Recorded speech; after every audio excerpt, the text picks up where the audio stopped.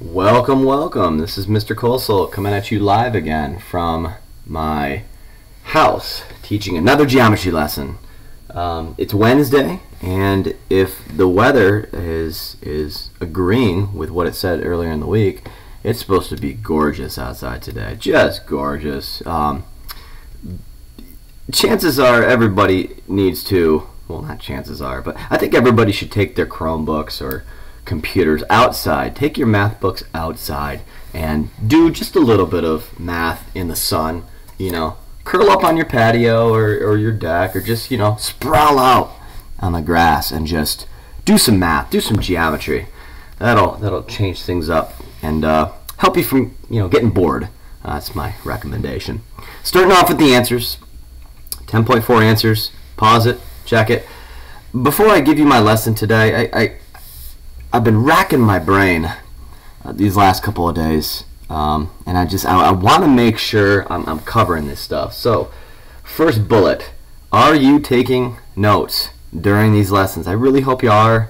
Here's a really great reason to do so. I'm going to be doing a binder check at the end of this chapter, so make sure you have all your notes ready and organized and complete. That's another big word. So I hope you are. If not, go back, take the notes. You know, I'm just trying to help you in this online class. And then second of all, are you checking these answers? You know, I got a hunch that not many people are using these. Yet I'm going to supply them every single day before we start our lesson, because I think it's important that you check your answers. Maybe you go through these and, oh shoot, I got that one wrong, that one wrong, I got that one wrong, I got that one wrong. Take some time, go back, redo them, try to figure them out. You know, shoot me an email, text your friends, get a hold of somebody on Instagram, whatever. But try to figure these out, because at the end of this chapter, lo and behold, there will be a quiz. And it's 65% of your grade. And some of you are trying to keep a certain grade in this class. Some of you are trying to hold an A, hold a B, try not to fail, you know, what have you. So just trying to keep everybody up to speed. Alright, enough said. Let's get started with our notes today. Today's lesson, we're going to talk about Tang. Tang is an orange drink that they drank in the 80s. It was kind of like Sunny Delight, but just really delicious orange drink. A lot of vitamin C, packed with vitamin C. Okay, just kidding. We're not learning about orange juice today. Today's lesson is about tangents. I know, really dumb joke. Give me like a little pity laugh if you want. Tangents. All right, what is a tangent? And we'll jump into what we're doing today. Go ahead and draw yourself a circle in your notes. Give that circle a center point. Call it C for center. Now, that's just a regular good old-fashioned circle. Now, a tangent is actually a line. Now, I'm getting my ruler out. I should have had this out for a couple other videos, but I made sure to get it for this video because it's extremely important. If you have a straight edge or a ruler, go ahead and get it out. Extremely important for this lesson specifically. Now, a tangent line is a line that intersects a circle at one point. So, for example, we're going to use this straight edge as a line. Now I'm going to creep up to this circle until I'm hitting only at one point. So, ding, about right there. You can kind of see the point right there. It's where the tangent line is crossing. So let's go ahead and draw a tangent line. So I need to back my ruler up because I know the thickness of the marker is going to... Here, ding. Alright, that, ladies and gentlemen, is what we call a tangent line. A tangent line intersects a circle at one point. You can kind of see the point. It's about right there. Now, if you really zoom in, here, if I held this up to the camera and you really look, a lot of critics out there could say, oh, well, Mr. Kosal, it's touching right there, and right there, and right there, and it's touching at a couple points. A true tangent line touches only at one point. You gotta appreciate that. Sometimes it's kind of hard to draw a tangent line with a circle, with a figure that we're working with, but touches it only at one point. That's it. This point right here, I want to define that as well. This is called the point of tangency. It's the point where the tangent line meets the circle. Alright. Perfect, perfect, perfect. That's my lesson today. I think I've got, what do we got? We got two theorems? What? This can't be. I'm missing like a handful of theorems. I should have like 4, 5, 6. No, I only have 2 theorems for you today. Okay. Only 2 theorems.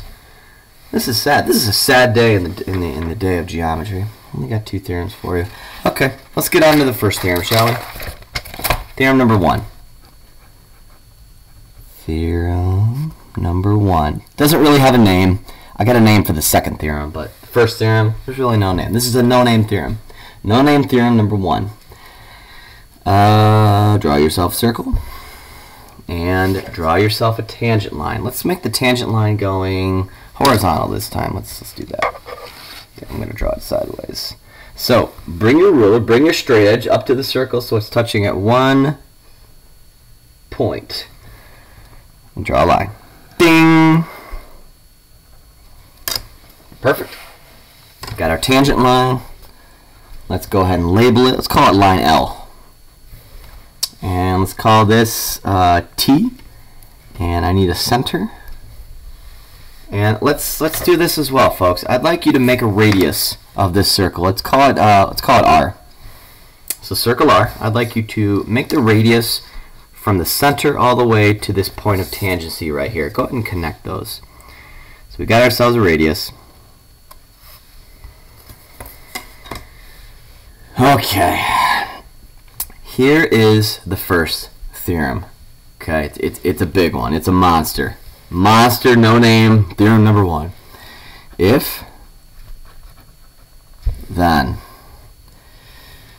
let's set this up.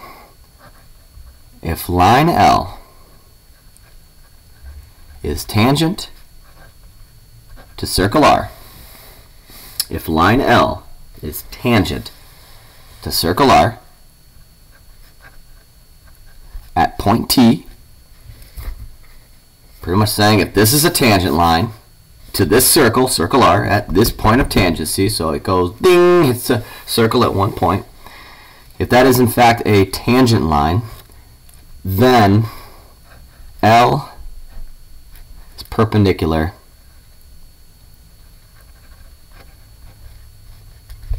to RT. What does that mean? What does that mean? It means that this L, this tangent line right here, will always be perpendicular, making a right angle with the radius. RT right here meets at the point of tangency with that tangent line. It's always going to be a right angle right there, folks. Every single time. Huge theorem. I mean, it even looks like a right angle. A little off, little off. Okay, I'll admit it. It looks like a right angle. Let's go back to the last example real quick. All right, point of tangency. Tangent line, ding, hits the circle at 1 point. If I connected the circle center with the point of tangency, does that look like a right angle right there? Yes, it does. It does. It does. Looks like a right angle right here as well. It's not going to the circle, it's going to the line. Make sure you go all the way to the line, not to the circle. Notice how I didn't go up and then stop right here at the black circle. I went all the way over to the tangent line. Alright, that's the first theorem. EX1. Let's do one of these. Let's do one of these together. What do you say? Alright.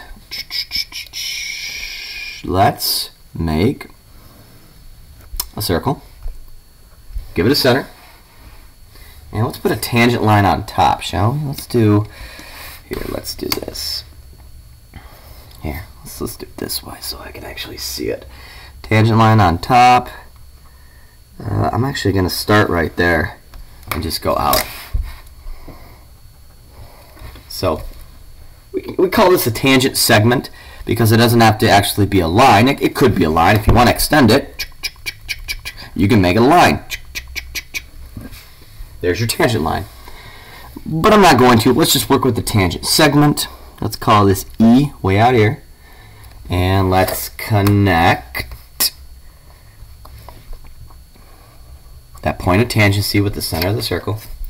Let's call this W. Let's call this dog. And then I'd like you to connect this point right here with the outside point.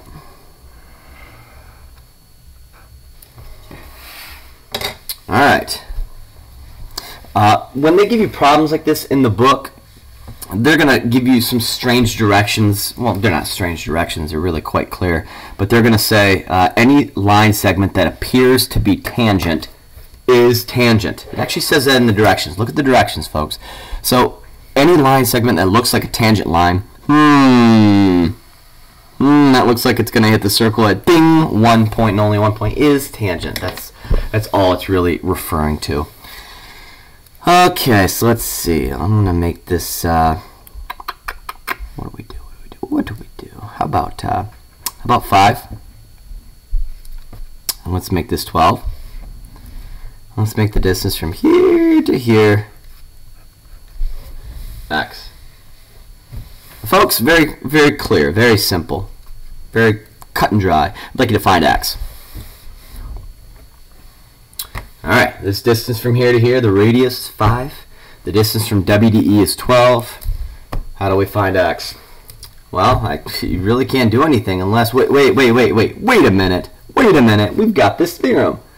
If you have a radius with a tangent line, has to be a right angle. We have a radius right here with a tangent line, that has to be a right angle. So now that we have a right triangle, I know, this is super easy, right? We got a right triangle. Do the Pythagorean theorem. Let's do a squared plus b squared equals c squared.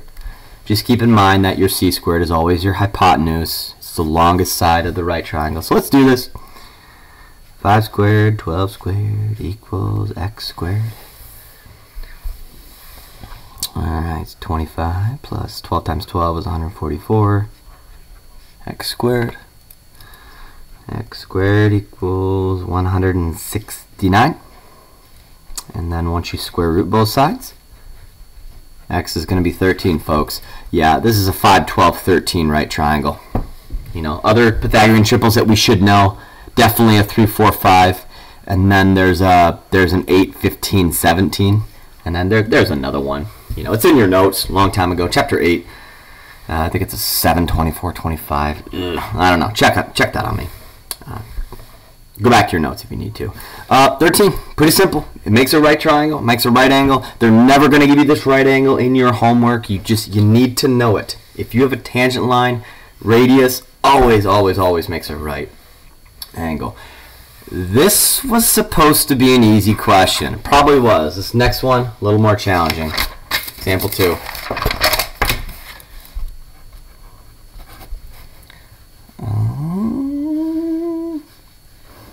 Circle. Center. Let's make the tangent line go on diagonally. Let's make it, let's see, I want it to hit here, because I definitely want the radius to be right there. So let's make a tangent line, starting at the point of tangency.